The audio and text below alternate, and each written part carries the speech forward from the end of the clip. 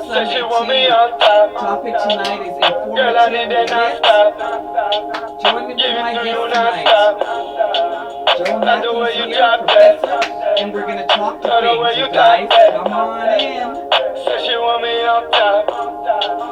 Girl, I need an answer. Got 'em all tripping about that life. We ain't tryna sleep, going all damn night. Girl, I got the juice, I ain't tripping about shit. Let 'em all talk, they all night. Nigga, what's up? Swear I'm drunk. Got the business, come and get this. Whew. Great week, you guys. Great week. Fantastic week. Seems like spring is just around the corner. We get a little bit of rain to bring out the green flowers and everything else that we need.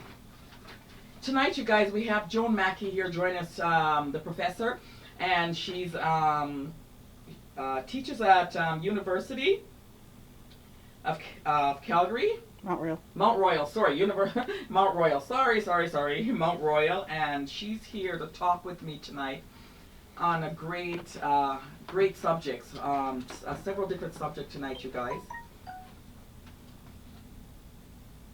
Yes, her education is large. She's got quite a bit of education behind her, and also is a single mother, and still a single mother at this point in time.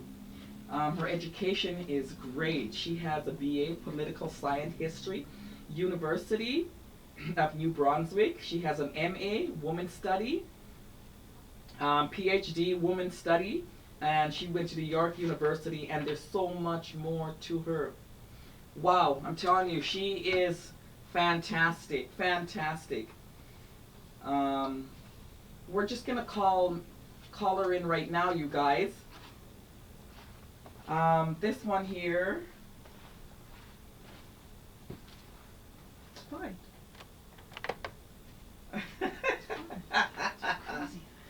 I'm not crazy. I just can't see. So we're gonna call Joan in, you guys. Come on in, Joan. Maki, come on in. You know, like that. That's a personal thing. Hi, we have Maki in here tonight. It's a pleasure to have you here on Sundaytea. You're very welcome. We want to just talk a little bit about. Geez, we have so much to talk about. Now, where should I be looking? Directly in front of us is where we're going to look. Geez, you've done so much here. You have me totally overwhelmed here. You are so educated and so fantastically, wow. Should we let's start with student. We have some comments from your students. Okay. At Mount Royal University. And here's an inspirational respect and caring. It says, I'm honestly so moved by her. She's the most caring human being, always ensuring you understand something right to the end. She is so chill, but also has expectations that are very clear. She's extremely understanding and accommodating, which is extremely nice since life sometimes get in the way of academy. Her lectures are inspiring the best. So that's what one of your students has said. Tell me a little bit about you. Just let's tell the people a little tiny bit about you, and then I will get into some questions for you. Well, I am a teacher, and that's my passion. I feel lucky enough that I get to do what I'm passionate about in life, because I think, you know, it's very often that we end up getting jobs because we need to work. Yes. So I do feel really fortunate that I went to school and studied and then can work doing what it is that I really hoped I would end up doing. And it's really the only thing I know how to do, I would say. Oh no, I think if you put your mind to something else, you'd be fantastic as well, fair, right? Fair enough, yeah. But I do love teaching. You love teaching. How many years were you in school for? Well, let's see. So there's about three years of undergrad, Mm-hmm. 2 years for the master's, and then it took me 7 to finish the PhD. Wow, amazing. And while you were doing that, you were a single mother, were you not? I was, yeah, while I was in grad school. Yeah. Can you tell us how difficult that was, or was that difficult, or did you have support, or how was that while you were in school? It was definitely challenging to be in grad school and be thinking about two infants and raising infants while trying to finish school. I will say that for me personally, having, I have twins. So having the babies while I was in grad school kind of made it seem that I had no option but to finish. So as difficult and as kind of challenging as it was to balance family and academics, as it is for most people who are trying to balance family and work or family and school, for me, I think having my children just really was a strong push, because that fear comes in that you're the only person responsible for two little human beings, and so you can't not finish what you started. So if we wanted to tell young females out there that quitting was an option, because they do go through challenges, and it's hard when you are going through school, whether it's university or whatever you're doing in life, and you end up pregnant. And if you're left by yourself, a lot of people don't finish their academics. They leave because they find it hard, or they don't have enough support. What would you tell them as that young individual that's in that position? Because at the end of the day, there is something good. The outcome is good, because the outcome for you is great. So what could we tell them? Okay, that's a big area for me, because I think feeling that strength within yourself is only one piece of the puzzle. So for me, yes, I had to get really determined, and I had to dig my heels in, and I had to really touch that place of strength within myself to say, I can't let these kids down. I have to finish this. But that was only a small piece.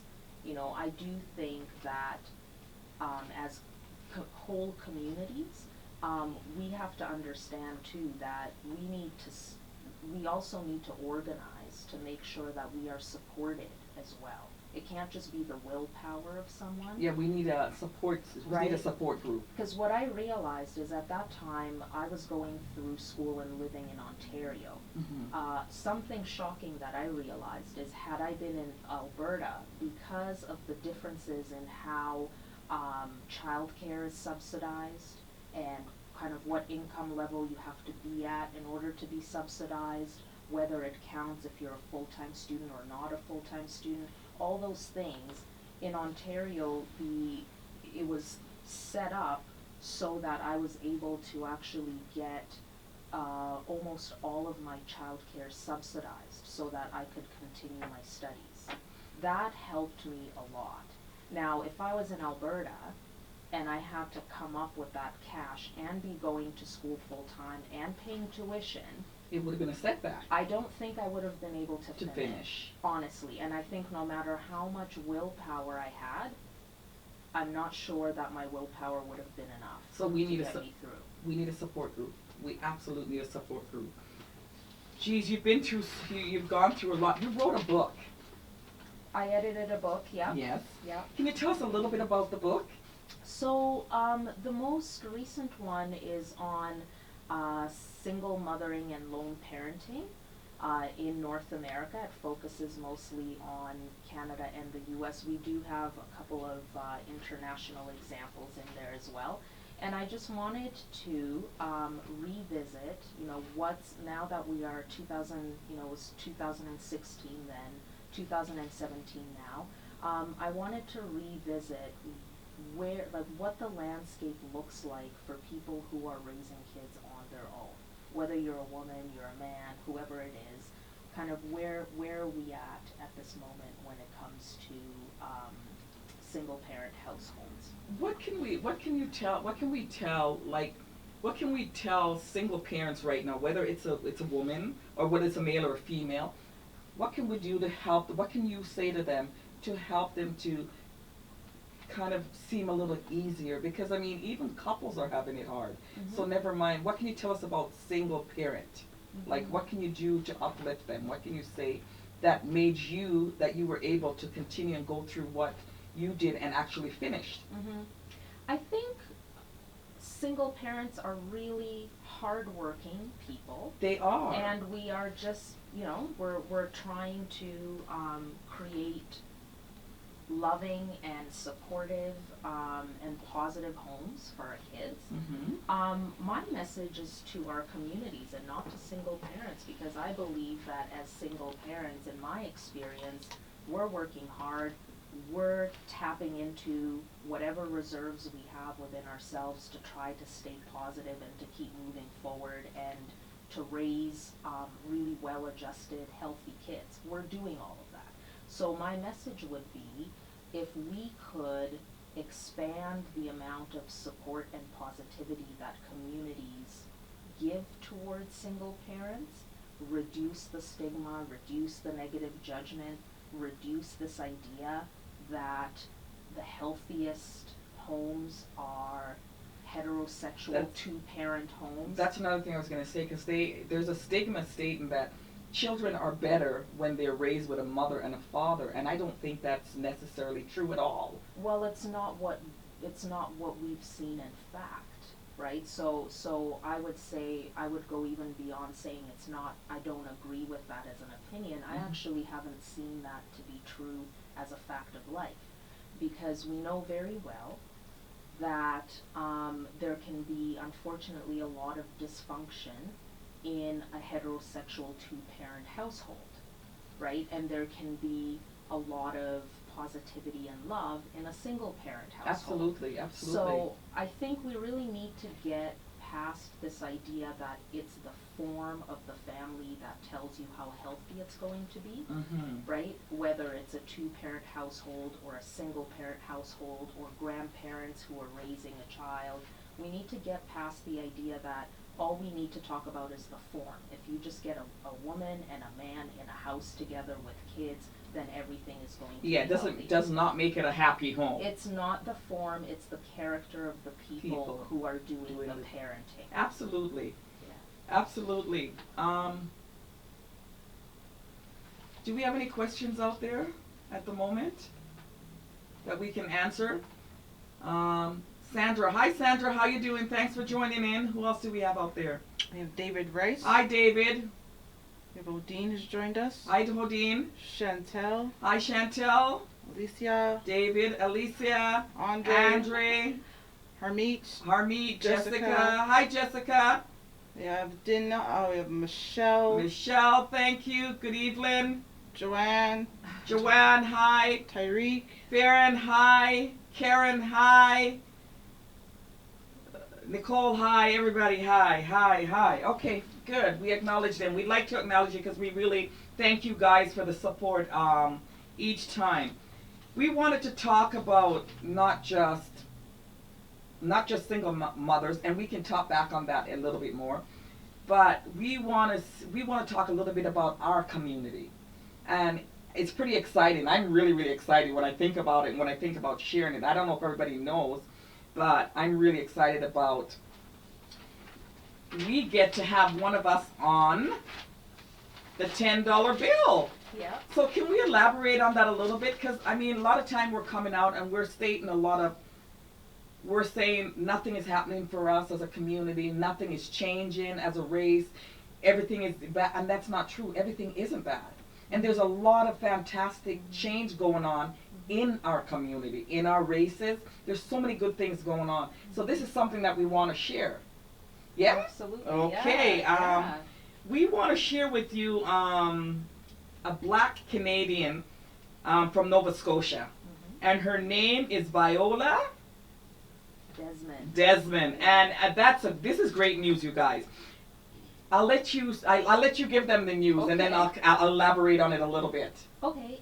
So Viola Desmond is very well known. She's really well known on the East Coast, right? So recently there was an announcement that in 2018, Viola Desmond's face will be the face of the $10 bill. That's amazing. Yeah. And Viola is a black Nova Scotian. She's African Nova Scotian. African Nova Scotian. Yeah. And her face is going to be on Canadian $10 bill. Yes. Can you elaborate on that? How great that is? Yeah, yeah. No, it's a wonderful moment, I think, for us historically as Canadians. So Viola Desmond is known for a kind of civil rights activism that happened in 1946. Yes. Where she attempted to just go see a film in a movie theater. I was reading that, right? yes. And she didn't realize at that time that the Black and movie white theater was segregated. Okay. And of course, being Canadians, the segregation was a kind of, it wasn't legislated, it wasn't written in law the way that you had Jim Crow law in the U.S. Okay, right? absolutely. So that's why she didn't realize. Of course, there was racism and people knew that it's racist, but she didn't realize buying this ticket that they had this unwritten policy that white folks get to sit on the main floor and black folks always had to sit upstairs in the gallery. Like riding on the bus. Black folks had to be at the back, white folks had to be at the front. Yes. So she went up to the ticket booth and asked for a main floor seat. Why not? That's where she wanted to sit. That's what she wanted to sit. Yeah. And the ticket person sold her a ticket for the balcony, not telling her. They didn't even bother having that conversation. Explain to her that there was, there's a certain place for her to go and there's a certain place for her not to stay. So they just automatically switched up the ticket and gave her a balcony ticket. And when she went in, she went and sat down on the main floor where she thought that she bought the ticket. A normal person would sit, right? Exactly. Yeah, and so she was then told, no ma'am, you're not able to sit here, you can only sit upstairs. She said, no, I bought a ticket for the main floor. They said, actually, no, you didn't. So then she had to go back to the ticket booth because she thought, oh, this is just a mistake, let me just go straighten this out.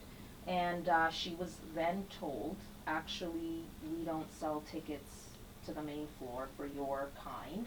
Oh, could you imagine somebody saying that to you? And so, yeah, they refused to allow her to sit in the main floor. She was actually arrested. She was, because she just went back and sat where she wanted to sit. Yes, and she did. Not that she was only arrested, they also charged her, I think they charged her for fraud, or was it, she was charged for something for a penny. Yes, she was, so they couldn't say that the reason we're charging you is because we have a racist segregationist policy. And so the only thing they could do is say that we have to charge you for the difference between the two tickets, right? So the price of the ticket for the balcony as compared to the tax that would have been charged for the price of the ticket for the main. It was just silly. It was amazing because I swore that I read that they actually charge her a penny for, it's not fraud, it's like when you hold the government like a tax thing they charge her for. It was amazing for the penny. She did go to jail as well. They did arrested her and then let her out. Yeah, yeah. And now she is and she lost the court case. Right, so she had an attorney, and they took the matter to court, and she lost the case. Much later, years later, there was a kind of official pardon that was issued for her. That's so shameful, so shameful. But that is part of our history, and so that's what she's known for. And in fact, she did that in 1946, which would have been a number of years before Rosa Parks then would become known for doing something very similar on a city bus. Why do you think that they decided now to put her name on the $10 bill? Well, that's a good question. I know that there was a lot of mobilizing going on nationally. There was, because the call was put out, right, to Mhm. the to Canadian citizens to ask if we are going to put a woman on our money, who should it be? And And they so people voted. Mhm. Yeah. And I was reading that they said that she was such a strong woman. She just had so much integrity. Like there's a whole bunch of good stuff that they recipeed up to put her on the $10 bill. And I just wanted to share that with you guys because I mean that's a great movement there. That is a huge thing that's happened to our community. We actually have one of our own kind and a Canadian $10 bill. So we are making history. We've come a very long way. Well, yeah, I mean, I think what I really like about it is I'm hoping that it just increases the visibility of the history that was already there. Because I think as Canadians, we don't realize, and we're not taught in school, No. how far-reaching the history of people of African descent really is here in Canada. Yes, Both, yes. you know, in many different parts of And Canada. they don't teach. I don't think there's anything. I went to school here, and I don't remember ever learning anything about Africa. Anything about anything. Yeah. In Canada, it's moved away or hidden or something. I'm not Yeah, sure where it yeah. is. Well, I do this about every 2 weeks, if I can, with students and people that I meet at Mount Royal, and I ask them whether they've heard of Viola Desmond, whether they've heard of Amber Valley here in Alberta, and so people who are born and raised in Calgary and who went through the Calgary school system tell me, the majority of them, that they've never heard who these people are. And I never heard of Amber Valley. The only reason why I know of Amber Valley is I married a Canadian.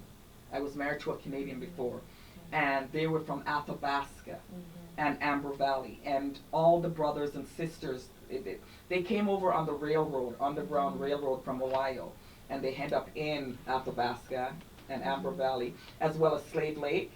But there's so much history up there. There's so much African history up in Amber Valley, Slave Lake, and a lot of people don't know about it. They're not, so it's like people are saying, go back to where you come from, but they don't realize that Africans, People have been here for generations. they've been here for generation Yeah. after generation, and we have to educate them and let them know that.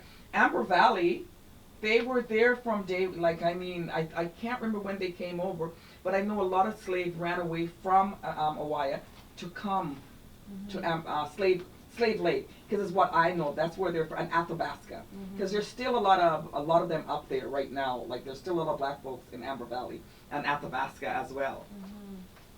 Wow. Yeah. Do we have any question out there? Wasim says hi and hey. Says, where are you a week from now? Says, who did your makeup? Wasim wants to know who did your makeup. Oh, who did my? Well, let's talk a little bit about my makeup. Nicole Webster always lights me up. Every Sunday she comes and she tunes me in and make me look fantastic. So yes, it's Nicole Webster makeup, and she doesn't actually only just do makeup. She actually makes the makeup. And I have to keep saying it because I'm amazed.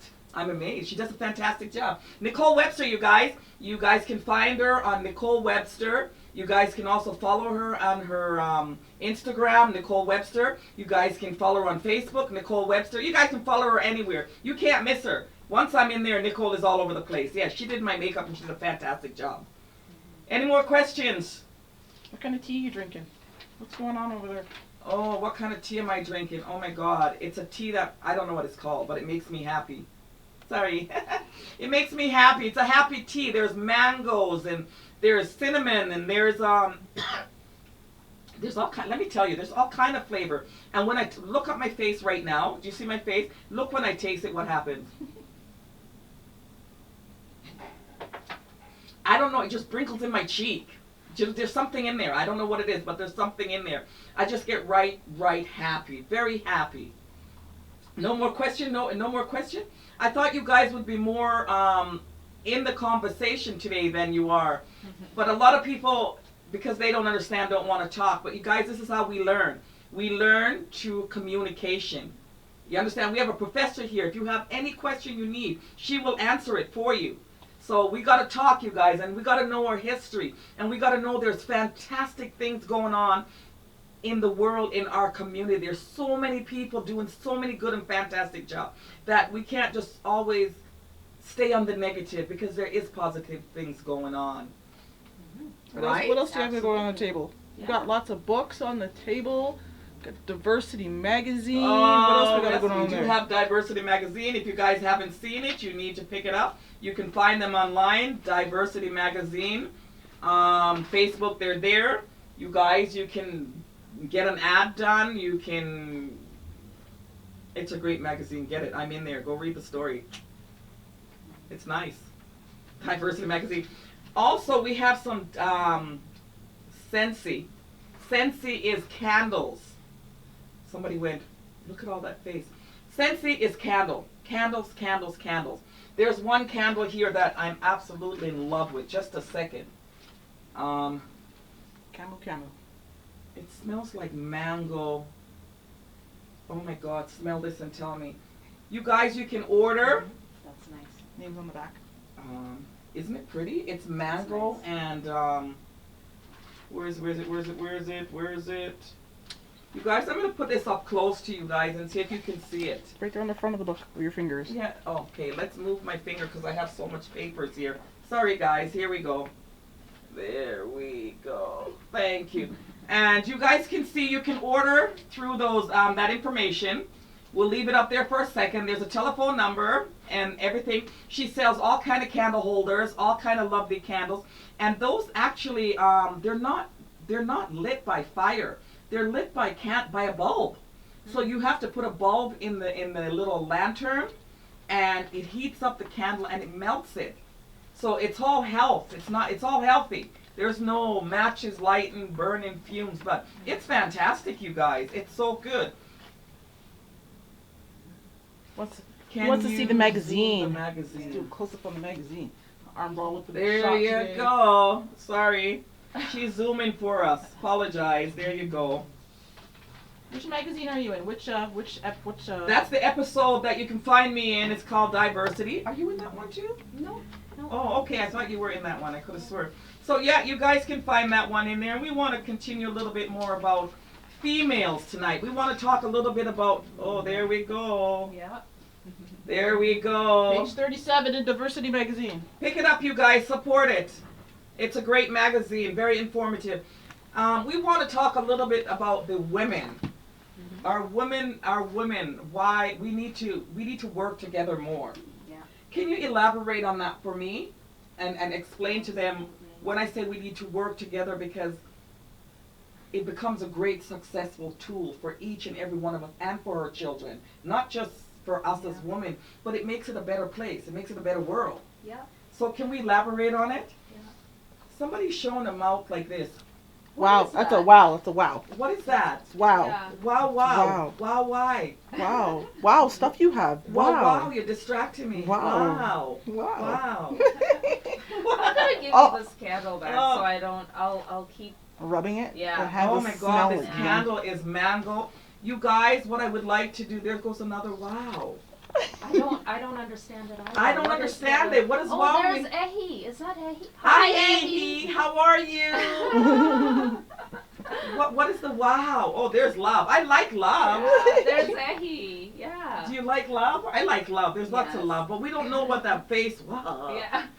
Are Maki, we anything? scaring someone? I feel like sometimes maybe Maki, I anything am. you want to say to, what is it? What is it? Ehi? Ehi, yeah. Ehi? Just hello. Just hello. Just yeah, hello. she's wonderful. Excellent. Fantastic. Thank you for joining us tonight. And now we want to talk about women. Yes. So, what I've seen is that, generally speaking, we are, in many ways, encouraged as women to see one another as competition. And there's so many ways that we learn that from the time that we are little. How can we change that mindset when it comes to it's not just one race of women. It's the whole race of women. We just don't seem to have respect for each other. You know, we have some really beautiful relationships as women, but yeah, I think on the whole there definitely is a sense and different ways in which the bigger culture teaches us that really we should be looking at each other as competitors. And I think those things are really subtle sometimes. Like sometimes we absorb those messages and we don't even realize how much of that we've really taken in. Absolutely. What we've seen is that the examples we have where women really support each other and really work to uplift each other, in those situations you see really thriving communities. And that's one of the benefits of doing that. You know, rather than thinking, for example, that someone doing really well somehow means a loss for us, right? So if I see you really working hard to improve something, or you're starting a business or whatever it is. Okay, absolutely. So why would my first instinct not be, I really like what I'm seeing with her and I'd like to know how to help her? So why? Why is it that way? Why is our first instinct, oh, that, why is it not positive? It's not positive because a lot of times the ways that we as women, regardless of what culture or background you are, absolutely. the way that we've been taught into womanhood is very boxed in. There's been a limited number of ways that one can succeed as a woman. You have to look a certain way, present yourself a certain way. Femininity means a very specific kind of thing, so you have to try to be that. Our paths to success in a lot of ways have not been focused on skill, but have been focused on how we perform womanhood and femininity. Or how we look, mostly. Okay, Is right? that what it is? Yes. She looks a little Okay. bit better than me, so Right. I'm going to try to compete against her to look better. And that's been one of the paths that has been possible for women to be successful. And then the skill and the intelligence are secondary. Okay, so if we could start shifting that, and shifting that even in the expectations that we have for each other. Exactly. Okay, So that would make a big that's difference. that's you leading the example that you're leading right now. Because it's hard. Sometimes it's hard to not retaliate. Like, how do you compose yourself to the hateful things that one is saying? Right? How does somebody compose it? They're trying and they're trying, but there's so much tearing down. How do you compose it? Or like, how does that work? I'm not sure, because it seems really difficult. You know, I can't answer that for other people. I can only answer it for me. The things that have been really important for me personally have been focus. It's very, very important to self-discipline myself into focus. So what is my goal? What am I trying to do? If there are folks who seem really supportive and positive, then I try to keep those people around as much as possible. If there are folks who seem to not be positive and toxic, then I definitely would want to distance myself from that, because that distracts from focus. Right. Now, I am a strong believer in whole communities and the responsibility of municipal governments and the state and so on, and also ensuring that they are supporting particularly members of historically marginalized communities when we are trying to do something positive, whether it's an upstart entrepreneur, someone who's trying to start a business, someone who's trying to finish college, any of those things. You know, I don't believe in always just talking about the individual and, oh, it's just willpower and you just have to focus and you just have to be disciplined, although those are all things that I apply to myself. But, you know, I do also think that communities as a whole and plays a big role in our municipal governments, you know, we can't let them off the hook either. No, we can't. We have to get them involved. Yeah. But again, a lot of people believe that their opinion doesn't mean much. It's like if you're not getting up to vote for the things that you want in, then somebody else is doing it and they're voting for the opposite of what you need. It's very important that we be engaged. It's very important. They're running for council right now in Temple, and we know that Faith Greaves is running. Yes. And it's something that we need to let everybody know. They have to go get registered for census. Because if they don't register for the census for them to know what year they're in, then they can't vote. Yeah. And if you guys are trying to vote for her, they need to go and register with census. So if everybody wants to see change, we gotta get up and do our part. We have to take action to make things better. Am I right or am I wrong? Yeah, and you know, it has to come from multiple fronts, right? Yeah, so it can't be just me. Personal, and then it's the making sure that I'm going out there and voting, making sure that I'm trying to have positive relationships with people in my community. It's multiple fronts. So what else can we do, or what else can you suggest? Because every person has a different mind, and we can't control the whole world. But what can we do as women to set more example and to help each other be a stronger bond to each other instead of melting each other away? What can we do to make us grow together stronger? Well, I think we're doing it already. What we should do is actually do, right? I mean, the strongest example is the doing itself, because we can chat a lot about how important it is to be supportive, but at the end of the day, the most powerful impact is made when we actually come together, support each other. Which is what Faith, I really like some of what she's doing, what I'm seeing her do, because she is in action doing that. There are lots of women. Ehi is one of them, absolutely. Great example of this.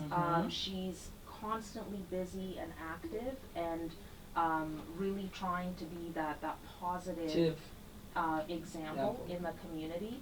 You're doing this. Trying my best, right? Absolutely. I have always said to whoever I meet, what are you doing? Let me know how I can support whatever you're doing. So we've actually started the movement. We're trying to support each other. Yeah. And you came up here to share a lot of good information with the audience. Do we have any more questions out there before we go on? Well, we've had Leanne Doucette joined us. Hi, Leanne. We also had Tyreek saying, "I'm feeling you, my queen." Oh boy. Thank you, my king. Kelly Reyes joined us, so is Miranda. Is there anything else you would love to elaborate on? Because I know that you could say so much.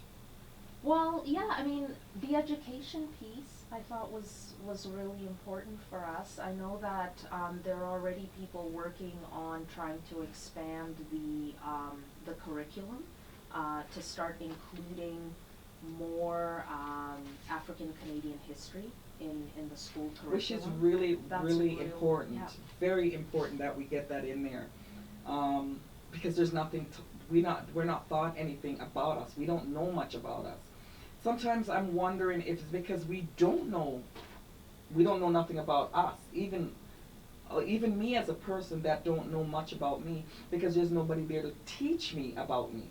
So as I'm growing and I'm learning on my own, and I'm making up these things, whether they're right or wrong is the way that I'm learning, because there's no teaching for me, because we're not learning anything in the schools. There's not very much books in the library, so we're teaching each other, and maybe we're not teaching the way that we should know, right?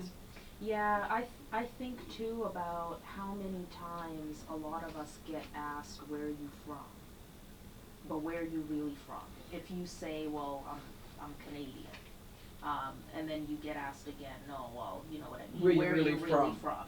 And I feel like something like Viola Desmond being on the $10 bill, maybe, hopefully, ideally, we could if, say if Canada. people can say, who is she? At the very least, if they can just see her face and say, I don't even know who this is, who is this? Ideally, if that question can get somebody to just Google her and realize, oh, okay, this is part of a longer history. Who knows? Maybe it'll start giving more people a sense that you do belong. have multi generations of people of African descent here, and that you might be more cautious about asking someone, asking a black person, where you really from. And it probably gives them a little bit more secureness than insecure, because sometimes when you say where you're from, oh, I was born in Canada, and it's like, where you from? Yeah. But now if they see maybe a dark woman on the $10 bill, maybe they'll realize that we are part of Canada. Well, of course. Well, they don't. Some people don't believe that, though. I know that we are, but some people don't. And I think they're not just going to put an Afro woman and a $10 bill from Canada if there's nothing, if she has nothing to do with it. So that might give them a little, or maybe it'll let them open up their mind to read. I hope so. Maybe that's what I'm thinking. Maybe I hope it so. will open up their minds to read a little bit more and understand that Afro, black, is a part of Canada. You know what I mean? We are a part of a lot of things. We are a part of history. We're not just here on the sideline. We are a part of history. Yeah, and I want to bring it back to the school boards and the state too, because I'm always I don't let them off the hook. Don't let them off the hook. Let's talk. The curriculum thing is important. So let's say you put Viola Desmond's face on a $10 bill, and we hope that raises awareness and visibility about who she was and the communities that she came from and all of that. I would hesitate to think that would be enough, right? Because doing something like that and having her face on the $10 bill has to be accompanied by also starting to include these histories in the curriculum, right? If you just put her face on the bill and leave it at that, there's a risk there that it just becomes this really surface, tokenistic kind of gesture that doesn't end up having kind of more widespread impact. So what we need to do is people need to fight for the curriculum in the school, in the schools. We have to set things in place that we can get our history in the school. Yeah. Not in the library too. I find that there's not much in libraries. So we have to start that movement and let them know, like, we need history of ourselves in the library. But saying it and actually doing it is one thing. We need to actually do it. Yeah, and it's that effort has already begun. What I really like about it is it's clearly saying that this is actually our Canadian history. It's not just black people's history that we are trying to have included in the curriculum. It is that if you don't have this part of our collective history as Canadians in the curriculum that our children are being taught, then you're essentially not getting a well-rounded education. You are not understanding the country that you're part of. Yeah. Yeah, that's absolutely true. So true. I have another inspirational here from another one of your students. Can I read? Sure. I'm actually very proud of you. So I know that you're humble and you seem, but I am very proud of you. And I'd like to share that. I think what you're doing is fantastic. And I hope there's other people out there that would take the opportunity and the chances to continue your education, because it's a good thing. It's a good thing to learn and to read and to understand. Another one of her students wrote, "Love her so much, literally like a mother figure for me, a mother figure for me. She has the most beautiful smile I ever seen in a woman, and she is." I don't know what he said. Epitome of a woman. I want to be. Her classes are based off discussions, but she never pressures you to talk. If you don't want to, always an interesting class. You learn so much about life in general. Take her. So again, you guys, we're saying that you're available to help. Mm-hmm. Anybody that needs the help in school, class, if you need information that you're not sure of, she can be reached. Mm-hmm. Can you tell them where you can be reached, sweetheart? Well, I'm at Mount Royal University. I'm in the humanities department, and I teach women's and gender studies there. And this is what we do, right, for the young people who are in university right now and trying to get through. Yeah. So there you go again, for anybody that's in university and need a support group or need some sort of support, Maki's here to help. I just love to know that she's so helpful, you guys. She's so fantastic, and I enjoy having her tonight. I enjoy having you here, Maki, tonight. Thank you for having me. Is there anything else that you want to share with our audience a little bit? Do we have any more questions out there, or No comment. Lots of watchers, lots of listeners. Yeah. Lots of watching. People are watching, but not asking questions. I guess No. that's okay. That's okay. I mean, you know what? It's weird. Sometimes some subject they just talk, and Yeah. some subject we can't get a word out of them. You guys, I'm so proud. I'm so proud of everything that's going on. I'm so proud of what we're doing as a culture, as a race. There's so much positive things that are going on right now, that is happening, and I want you guys to be aware of it. And let's work together. That's mainly what I can say. I can't force anybody to work, but I think it's in our best interest. Every single race, colors, I think we need to work together because it makes it a better place. I just wanted to top on the Donald Trump thing. I was trying to avoid it, and it just seems to perturb me. It's grating at you. Yeah. It's bothering me, and I didn't really want to do it, but I just need to. We have a couple more minutes, you guys, not too long. Sorry, let me pull my skirt down. Put your peekaboo in. Ain't got no time for none of that. But I just want to... It's hard to watch children die, because children are the future of the world. So if we're watching our children dying, like what's going on in the world? And there's so many different explanations and so many different stories to tell us why it's okay to let off a missile, why it's okay to kill, why it's okay, but what's right and what's wrong? What do you think of that situation? I'm so bothered by it. I think, well, we're obviously in a really bad place right now, politically. I mean, we're not in the U.S., but we're still, I think, obviously we have very close ties and close relationships to the U.S. It's not a good time. Yeah. It's sad. There's not much to say on it, because everybody and everyone that's actually watching what's going on and sitting down to see what's going on, you all know that it's wrong. We all know that it's wrong, and it's affecting the children. It's going to affect their learning. It's going to affect their eat. It's just going to affect everything. And I think it's really a little bit more serious than we're looking at. I think it could be World War III. I think it's unbelievable that it was that easy for somebody to get up and destroy that much life in a second. And that's what scares me. That absolutely scares me. I don't think we have much on it, but I want people to keep themselves informed and watch what's going on, because the world has changed, people has changed, and the time has changed. And you never know when we have to hide in a basement. I'm not sure. It just feels like it's coming. I have children, and I'm a little bit worried about. I'm just worried about it. I don't really want to talk much about it because I don't understand Donald Trump. I don't understand Trudeau. I don't understand politics, period. I don't understand what they're doing. I know if you gave it to a woman and told her, run this world, I would just say work together and get along. I mean, I'm not going to tell you to go let off a missile in the country on children. I mean, there's got to be an easier way. And if I'm running a country, I don't want to kill my people. If I kill my people, how am I going to have a country?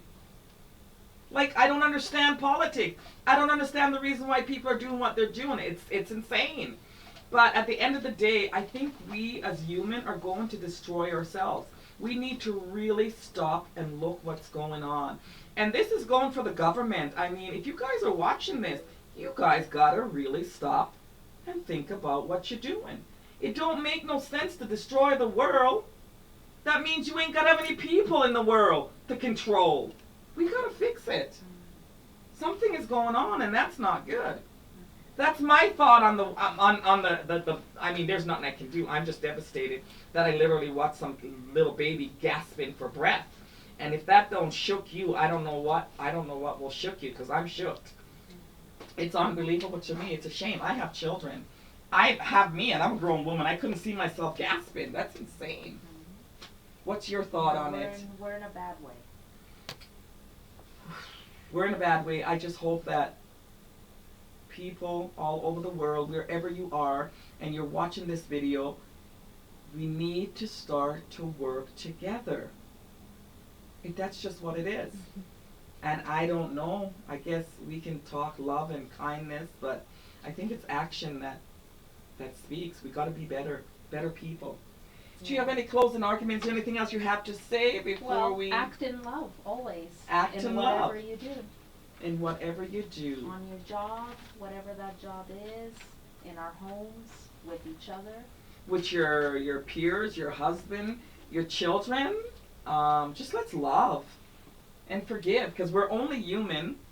And yeah, I know. Sounds like we're being very hippy-dippy, right? Well, but it's not. It's not hippy-dippy, though. It is. We got to do better, especially if there's not an example in the world setting for us. People are not going to learn. If the government is doing what they're doing, what's other people going to want to do? So we have to come out here as positive people and try to set an example. And we're not perfect either. I know I'm not. I screw up all the time. But I realize that I screw up, and I apologize for it. I want to thank Maki for being here tonight and joining me. I really appreciate you coming. Your hands are so cold, but she probably has a warm heart, right? And you guys, you can join me every Sunday on Facebook Live. You can follow me on YouTube. You can follow me on Twitter. You can follow me anywhere you'd like, to pretty well tell you. So you know what, you guys? I'm just going to come out with a little thought and just let you guys know how I feel and how it's things. Again, you guys, I have to take the extra 5 to 3 minutes, I don't have much, 3 to 5, to thank every single person that comes out every single Sunday to support me. This is what we're talking about, is support. Again, we have somebody running for leader in our community. I know some people have their reasons, their thoughts, why they should or why they shouldn't. I think we should forget the negativity, and you guys need to go to the census and register, so you guys can go ahead and vote. Vote for somebody in your community. Vote for Faith Greaves. Vote for somebody in our community. Let's start to work together. I really think that we need to do that.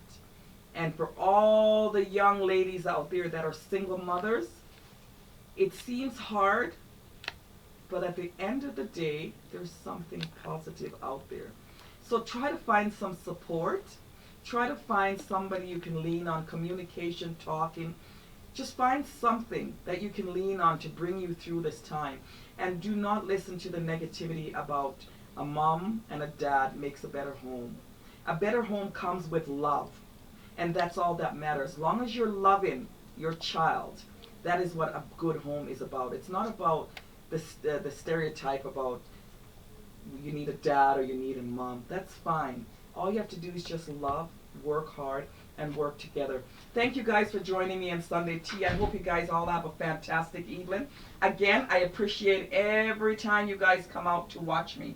And I know you guys want me to get up and give you a little wiggle. I know the skirt is kind of short this week. We were hoping it was a little longer, but here we go, you guys. Here's my song. Oh. It was a pleasure having you guys join me every single Pull up in that Sunday. drop top. Say she want me on top. Girl, I need that non-stop. Good night. See you next week, you guys. Sundaytea. Love the way you drop that. Love the way you top that. Say she want me on top. Girl, I need that non-stop. Got 'em all tripping, they about that life.